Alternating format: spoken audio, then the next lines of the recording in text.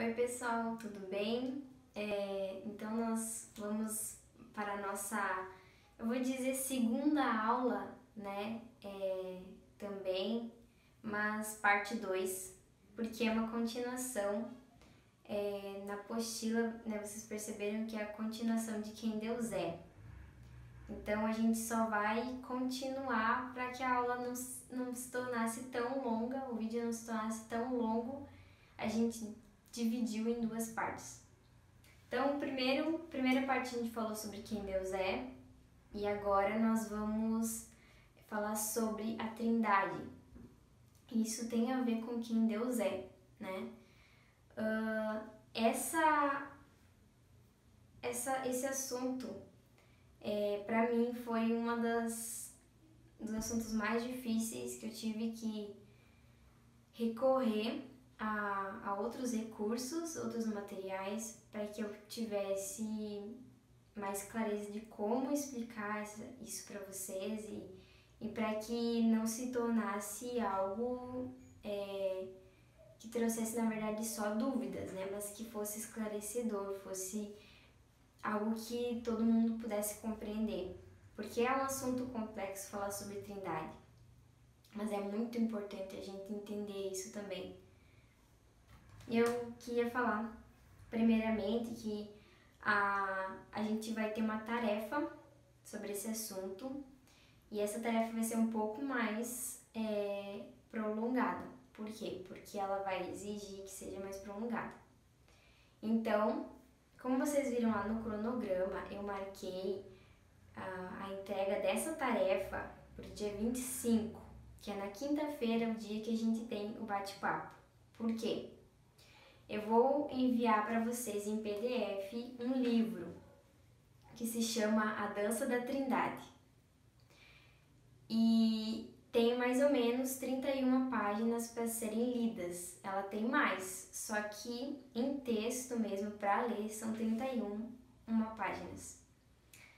E dividido essas 31 páginas por 5 dias, né, do dia 21 até o dia 25, vocês vão ter mais ou menos entre 6 a 7 páginas para ler por dia. Óbvio que se vocês quiserem ler mais do que 6 ou 7 páginas por dia, vocês podem. Ou vocês se organizam um tempo para ler todo ele. Talvez vocês não vão ter tempo, talvez naquele dia vocês vão ter que retomar essas páginas num outro dia, mas que até no dia 25, né, de junho, vocês possam terminar essa leitura para que a gente possa conversar sobre esse livro no bate-papo. Aí vocês fazem anotações referente àquilo que mais chamou a atenção de vocês, aquilo que vocês mais acham importante falar. E aí no dia 25 a gente vai conversar sobre isso. Vocês vão ler o que vocês anotaram e o que acharam importante e nós vamos conversar sobre isso. Todo mundo junto.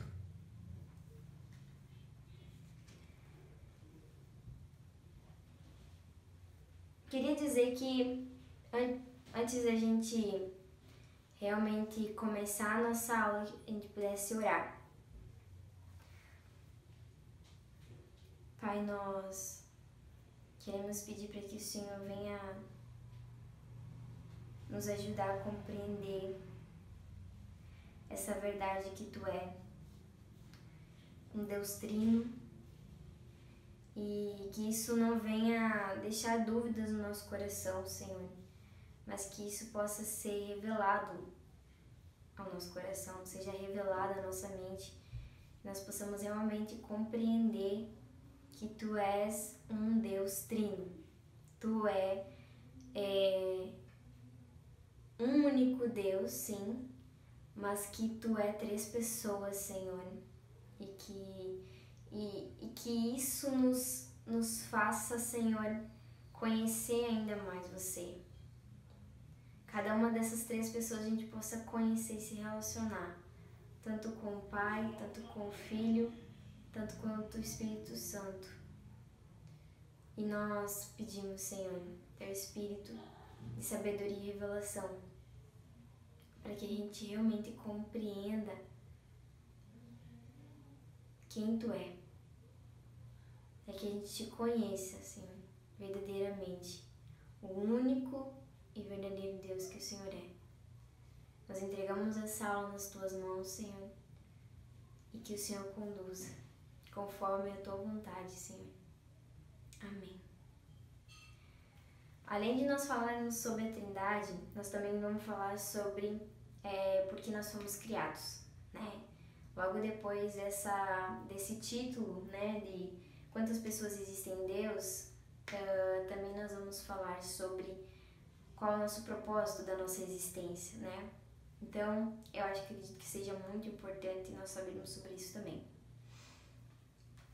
A primeira coisa que eu gostaria de falar, então, sobre a Trindade é sobre a questão da hierarquia. Existem muitos teólogos que acreditam que existe uma hierarquia na Trindade. Mas se nós formos ver na Escritura e no relacionamento que eles têm uns com os outros, a gente não vê essa hierarquia. Pelo contrário, na verdade, me aparenta ser uma comunhão perfeita. Uma comunhão de um jogando a glória para o outro. É o pai jogando a glória para o filho jogando a glória para o pai e o Espírito Santo jogando a glória para o filho. Não vejo em nenhum momento essa hierarquia de pai, filho e Espírito Santo, mas eu vejo um relacionamento linear, igualitário. Não vejo alguém mais importante das pessoas da Trindade. Não vejo uma mais importante do que a outra, mas elas são as três importantes. E existe uma harmonia nesse relacionamento, nessa comunhão que eles têm. E a gente pode ver isso muito bem lá em Gênesis, quando todas as coisas foram criadas. A gente tem que compreender também que o Pai não criou o Filho e também não criou o Espírito Santo. Eles sempre existiram. Por toda a eternidade, eles sempre existiram, porque eles são um único Deus verdadeiro. E não existe do Pai ter criado o Filho ou criado o Espírito Santo. Isso, inclusive, não descreve em nenhum momento da palavra. E a única coisa que nós podemos deixar que isso fique bem nítido na palavra, principalmente no Velho Testamento, que nós vemos desde Gênesis, eles, os três juntos, fazendo parte de toda a criação, fazendo parte de todo o processo, né, que até chegar à vida de Jesus como homem, desde o derramado do Espírito Santo, depois, enfim, não vejo em nenhuma parte da palavra que fala que o Pai criou o Filho e o Espírito Santo, mas que eles sempre, por toda a eternidade, já existiram.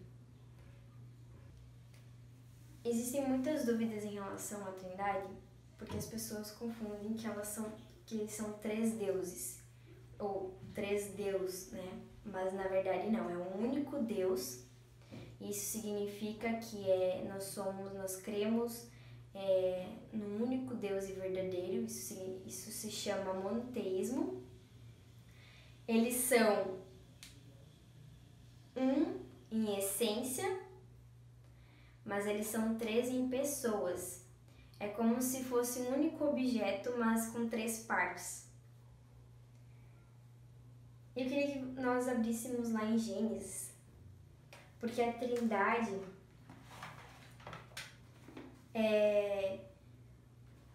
está bem clara desde o início das Escrituras, só para que a gente possa compreender e ver essa Trindade já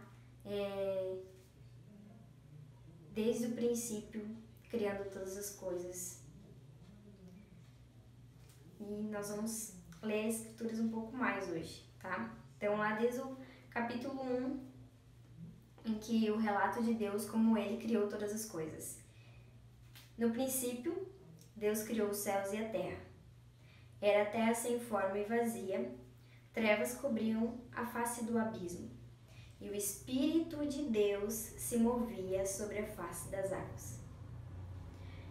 No versículo 3, disse Deus: haja luz, e houve luz. Deus viu que a luz era boa e separou a luz das trevas. Deus chamou a luz dia e as trevas chamou noite. Passaram-se a tarde e a manhã e este foi o primeiro dia. Então, em todo o decorrer das escrituras aqui, o Senhor vai criando os ambientes, depois ele vai preenchendo esses ambientes. Ele vai, daquilo que estava um caos, ele vai trazer uma organização para a criação. E ali no versículo 2 já, a gente vê o Espírito de Deus pairando sobre as águas. No vídeo passado eu falei que Deus, ele pensou, Jesus era a palavra, era o disse, né? Tudo foi criado pela palavra de Deus, em 1 João. E o Espírito Santo efetuou. Então, a Trindade, desde o início, sempre teve uma função. Cada uma das pessoas da Trindade tem uma função. Eles são iguais em caráter, em princípios, em tudo aquilo que rege Deus.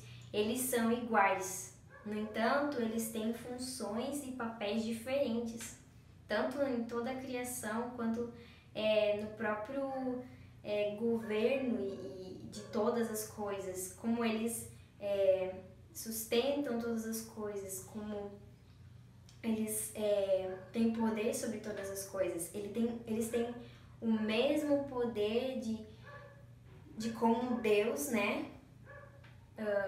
Todos são iguais em poder, não existe diferença de um ser mais poderoso do que o outro, né? Então, existe essa única coisa diferença que diferencia eles é a função deles no papel, na criação, no propósito de Deus, no plano de Deus. Cada um tem uma função diferente.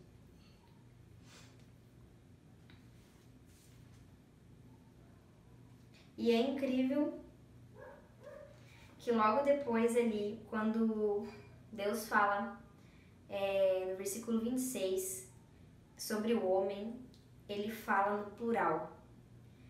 Façamos o homem a nossa imagem, conforme a nossa semelhança. É incrível que aqui ele está conversando com Jesus e com o Espírito Santo, e eles estão entrando em concordância para criar o homem, a imagem e semelhança deles.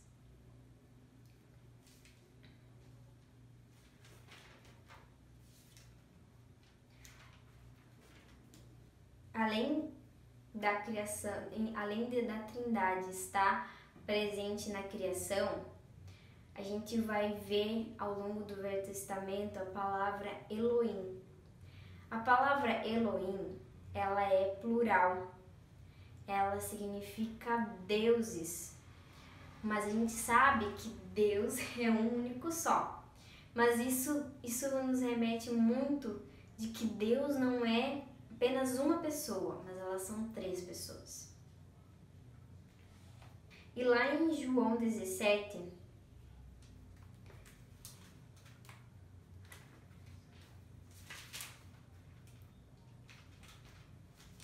na oração de Jesus,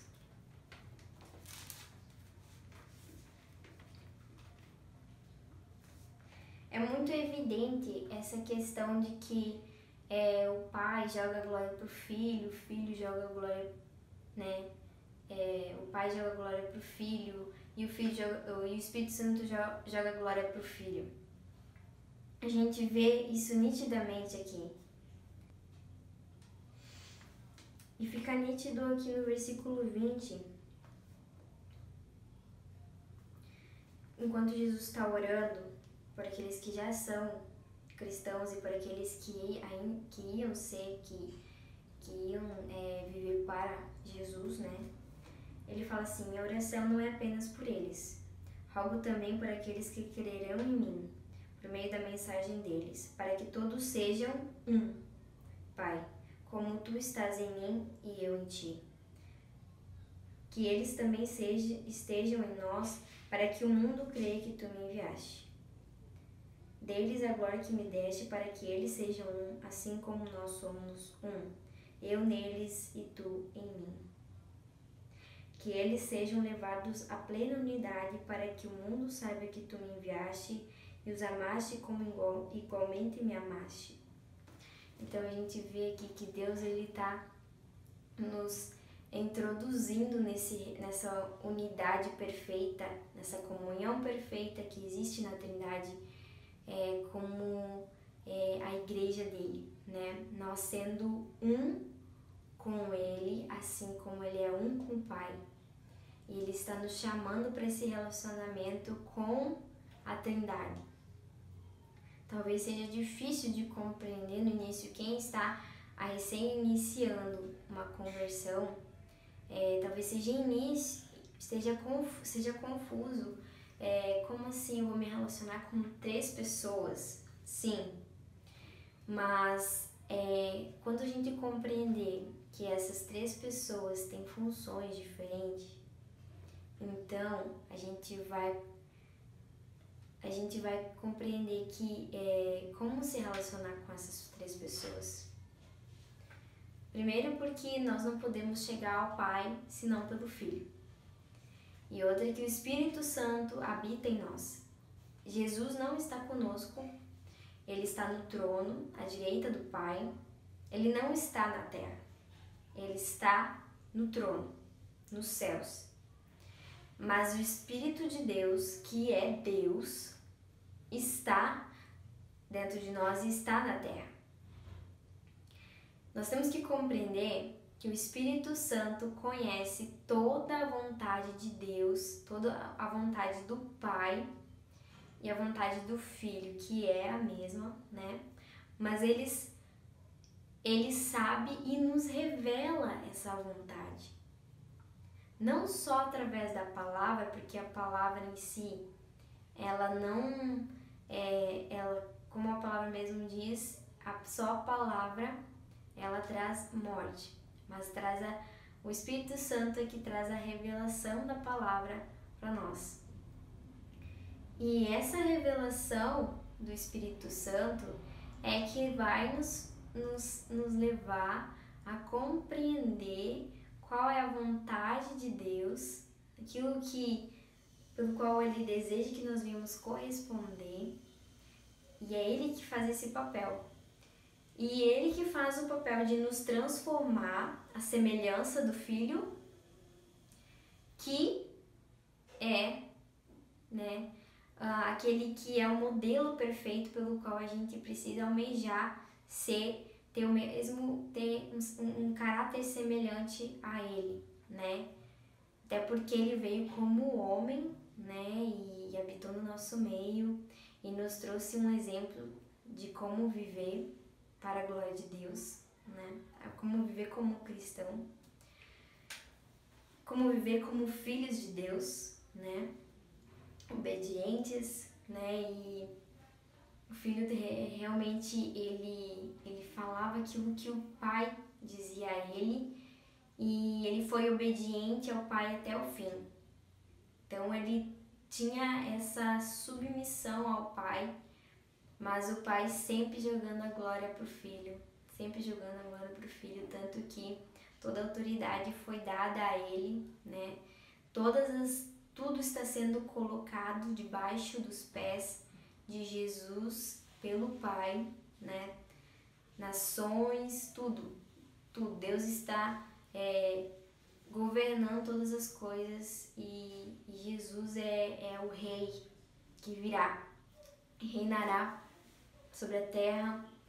E nós temos que compreender, que nem dei a tarefa no último vídeo, de nós vermos Apocalipse 4, que fala um pouco sobre a característica de Jesus hoje, o Jesus glorioso, e Colossenses 1, que fala que Deus é invisível. Então nós não podemos conhecer a face de Deus porque Ele é invisível, mas nós podemos conhecer Jesus e suas características.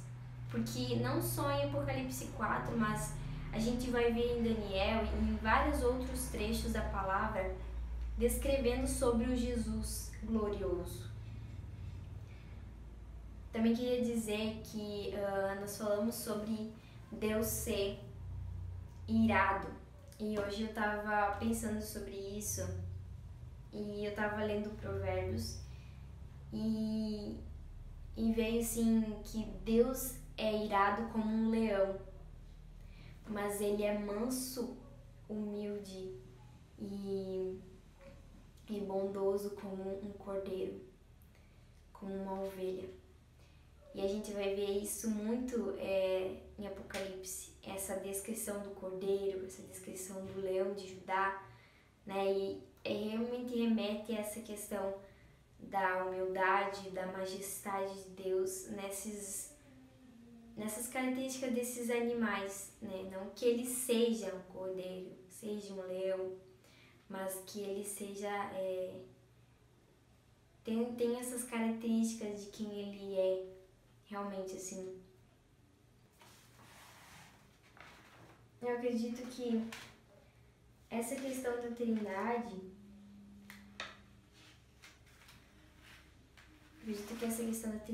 a gente conversou principalmente aqui por aquilo que é importante, né? Depois que vocês lerem esse livro, a gente vai conversar um pouco mais sobre isso, né? Mas agora eu vou conversar sobre porque Deus nos criou, né? Queria que vocês abrissem Provérbios 21, capítulo 21, no versículo 2, que diz assim: todos os caminhos do homem lhe parecem justos, mas o Senhor pesa o coração. Eu tenho visto assim que muitas pessoas têm fugido atrás da ideia de que é suficiente viver de forma correta, muitas vezes se justificando: eu não roubo, eu não mato, eu não traio meu marido, não traio minha esposa, eu tento viver corretamente, sendo honesto, trabalhando. E eu vejo assim que, como a palavra mesmo agora aqui em Provérbios fala, que aos nossos olhos, os nossos caminhos parecem bons, né? Eu, por exemplo, nunca matei, nunca roubei, nunca em nenhum momento fiz algo estrondoso, algo assim, não era de beber, de sair todo dia em festa, mas mesmo assim, isso não significa que mesmo assim, esse caminho não me levará a nada. Eu posso viver um caminho bom aos meus olhos, aparentemente, mas isso não é o suficiente. Isso não nós ainda assim não estamos vivendo para a glória de Deus. Ser bons não significa que a gente está vivendo para a glória de Deus. Nós sim precisamos praticar bondade, fazer o bem, mas fazendo isso para a glória de Deus, o que é totalmente diferente do que fazer o bem, somente. Porque na verdade está ligado com os nossos próprios interesses. E a gente sabe que nós, seres humanos, nascemos pecadores, né? Nós somos, na nossa natureza, nós somos pecadores. Há uma natureza pecaminosa em nós que foi gerado lá no princípio, quando Adão e Eva desobedeceram a Deus, rejeitaram a Deus como sendo Deus deles. Eles quiseram viver por conta própria, né? E toda a humanidade foi sujeita ao pecado. Todos nós nascemos pecadores. Não existe um justo, a palavra diz, sobre a terra, a não ser Jesus, que veio, né, como homem, e era o único que poderia morrer por todos nós, porque ele sim era justo e era digno. E o seu sangue poderia sim nos purificar, poderia nos trazer o perdão dos pecados, nos resgatar de verdade. Não como um sacrifício de um cordeiro inocente, a propiciação, né, que era feita lá no Velho Testamento, lá no início, antes de Jesus vir como homem, né? Mas que não era suficiente para o perdão dos pecados, não causava nada em nós, né? Não gerava nada em nós, não gerava transformação, não gerava uma renovação da mente, né? Não criava em nós um coração puro, como Davi dizia em Salmos 51, e somente pelo Espírito Santo isso é possível. E a gente só recebeu o Espírito Santo porque há o sangue de Jesus sobre nós. Caso contrário, a gente não poderia carregar o próprio Deus, isso não seria possível, né? Então,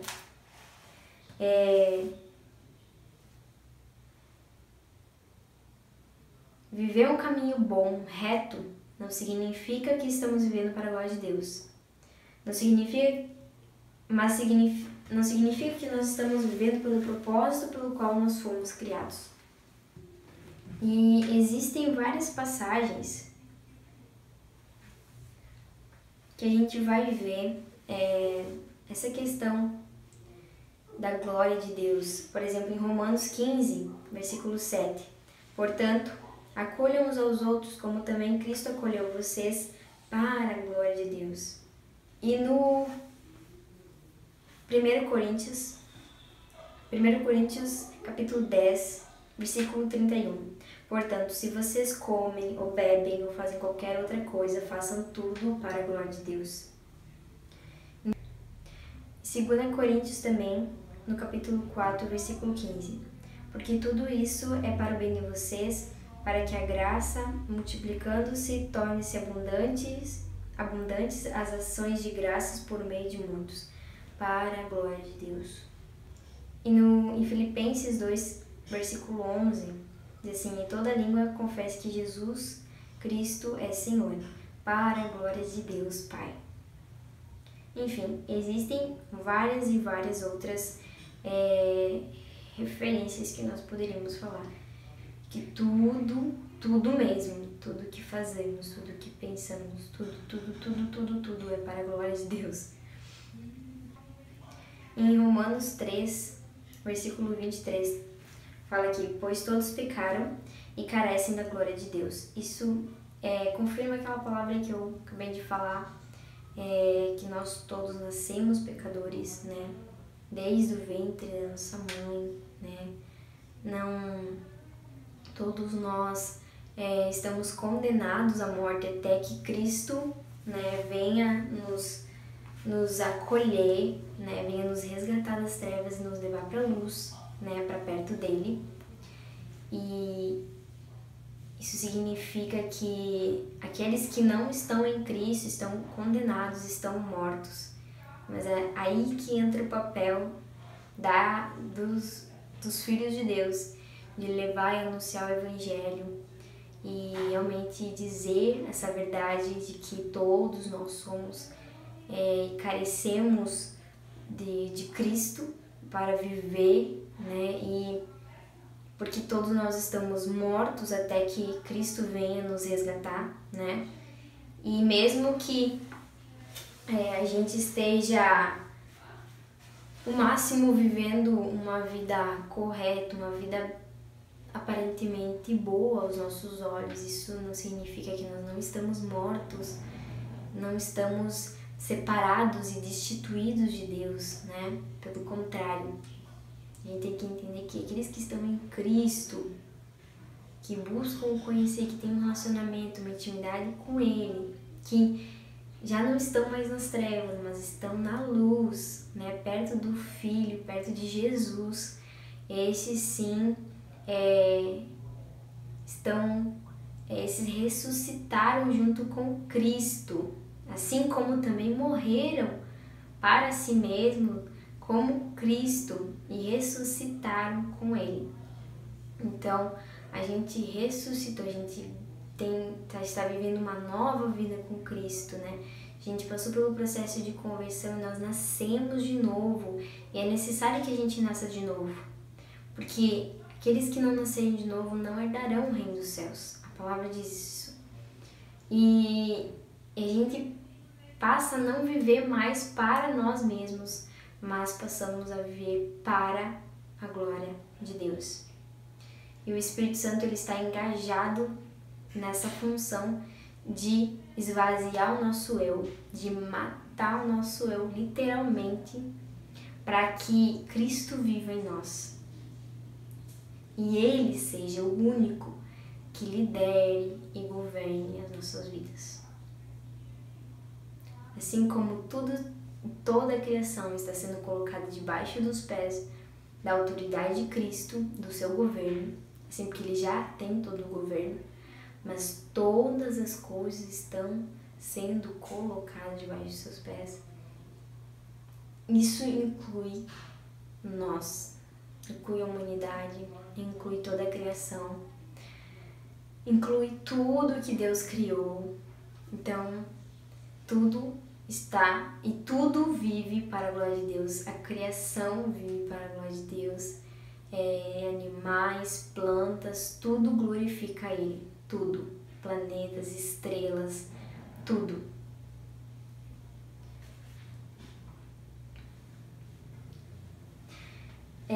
Outra coisa que eu gostaria de falar, que é algo que mexeu comigo, né? E eu vi que algumas pessoas falaram sobre isso comigo. Eu até conversei sobre esse assunto, mas eu gostaria de registrar isso, sobre essa questão. Nós não temos o poder de mudar o mundo. Nós, filhos de Deus, carecemos de Cristo, assim como toda a criação, assim como toda a humanidade. O único que vai poder mudar o mundo é Jesus quando Ele retornar. Ele que tem o poder para isso. E uma coisa que me marcou muito numa conferência que eu e uma irmã, a Fabiana, a gente foi, a minha mana de fé, a gente foi para Montemor numa conferência lá no Convergência, e eu ouvi a Elisa Walker falar sobre isso. E foi algo que me marcou, porque desde criança o meu maior desejo era mudar o mundo. E eu acreditava sim que o Evangelho poderia mudar o mundo. E não que não possa. Na verdade, ele não vai mudar literalmente o mundo. Porque ele é uma mensagem, sim, transformadora, mas que nós, seres humanos, não temos o poder de transformar o mundo. Nós não temos. E somente Cristo vai poder fazer isso quando Ele vier. E é uma frase que ela falou assim, que enquanto existir o homem, é impossível mudar o mundo. Somente alguém perfeito como Cristo, como Jesus, poderia mudar o mundo. E Ele vai mudar, né? Ele vai fazer tudo novo. Uma nova terra, um novo céu. Tudo será restaurado. Tudo, o plano de Deus, então, né, se cumprirá, né? Então, o que podemos fazer, então, né? Se nós não podemos mudar o mundo, Carol, o que a gente vai poder fazer, né? E tudo o que a palavra de Deus diz para fazermos isto, cabe a nós, né? Mas para isso a gente precisa ler a palavra.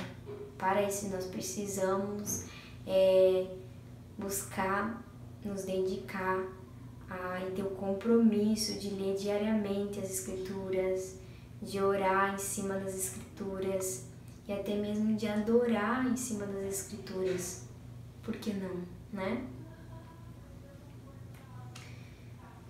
Ou seja, buscar viver tudo que fizer, tudo que pensar para a glória de Deus.